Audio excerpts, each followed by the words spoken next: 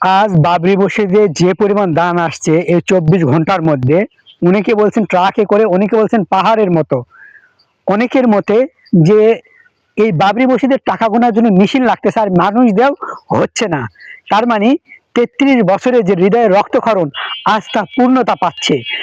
মানুষের দান দেখে একদিকে হিন্দুরা যেমন দাঁতি লাগছে, ঠিক তেমনই কিছু কিছু হিন্দু রয়েছে যারা হাসপাতালে পর্যন্ত গিয়েছে এদের টাকার দান দেখে, যারা কি পরিমাণ দান করে, আল্লাহকে কত ভালোবাসে, আল্লাহর ঘরকে কত ভালোবাসে। যেখানে মুসলিমরা এটা কল্পনাও করতে পারিনি যে, সরি, হিন্দুরা কল্পনাও করতে পারিনি যে এত পরিমাণ বাবরি মসজিদ বা মানুষের মধ্যে ভালোবাসা রয়েছে। একটা মসজিদ ভাঙলে যে মুসলিমদের হৃদয়ে রক্তক্ষরণ হয়, এটাই যেন সচক্ষে আমরা দেখতে পাচ্ছি আমাদের জীবদ্দশায়। আপনারা জানেন আজ থেকে 33 বছর আগে হৃদয়ে বাবরি মসজিদ নিয়ে যে রক্তক্ষরণটা হয়েছে, এটা আসলে বলতে গেলে মুসলিমদের হৃদয়ে একটা আঘাত করা, চাকু মারার মতো। এবং সেই সময়, তৎকালীন সময়ে 2000 লোক মারা গিয়েছে শুধু বাবরি মসজিদ ভাঙার কারণে। ভারতে প্রতিনিয়ত মুসলিমরা নির্যাতিত হয়, এটা আমরা সবাই জেনে থাকি। এরপরেও তাদের ইমান যেন এত দৃঢ়, যে এত মজবুত, যে ভাঙার মতো কারো ক্ষমতা নাই। ইনশাআল্লাহ মুসলিমদের ইমান কেউ ভাঙতে পারবে না। মুসলিমরা এককভাবে যে যতই গুনাহ করুক না কেন, কিন্তু আল্লাহর ঘরকে তারা এতটা ভালোবাসে, আল্লাহকে এতটা বিশ্বাস করে, নবী রাসূল সাল্লাল্লাহু সাল্লাম এবং কোরআনকে তারা এতটা ভালোবাসে যা বলার মতো না। আপনারা দেখবেন কোন মুসলিম, সে পাগল হোক, ছাগল হোক, যে হোক না কেন, কখনো কোরআনের সাথে বেয়াদবি করে না, কখনো মসজিদের সাথে বেয়াদবি করে না, কখনো আল্লাহ তাআলার সাথে বেয়াদবি করে না। কেন করে না জানেন? কারণ তাদের একটা বিশ্বাস আছে, আমি যতই পাপ কাজ করি না কেন, আল্লাহ তাআলা আমাকে যেভাবে হোক, যেমন করে হোক ক্ষমা করে দিবে এবং আল্লাহ তাআলা আমাকে জান্নাত দিবেন। আপনারা জানেন বাবরি মসজিদের দান দেখার মতো ছিল। এইটা দেখে অনেক হিন্দুদের ডায়রিয়া শুরু হয়ে গেছে যে এত পরিমাণ দান কিভাবে আসছে। ইভেন কি সারা ভারতবর্ষের লোকজন যেভাবে বাবরি মসজিদের জন্য দান পাঠাচ্ছে, যা অবাক করার মতো। একজন ব্যক্তি 80 কোটি রুপি দিয়েছে।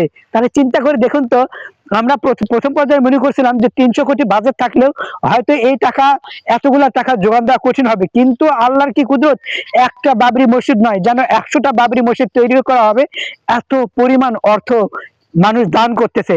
তাহলে মুসলিমদের এই দানটা শুধু ভালোবাসার জায়গা থেকে, একটা মানুষের যে আঘাত পেয়েছে, 33 বছর যে হৃদয়ে রক্তক্ষরণ হয়েছে, এই রক্তক্ষরণ বন্ধ করার জন্যই তারা দান করছে। আবার নতুন ভাবে, নতুন আঙ্গিকে, নতুন রূপে, নতুন সাজে বাবরি মসজিদ আবার যেন আমাদের সামনে আমরা দেখতে পাই, দৃশ্যমান বাবরি মসজিদ দেখতে পাই, এবং সেখানে যেন আমরা আল্লাহ তাআলার ইবাদত করতে পারি।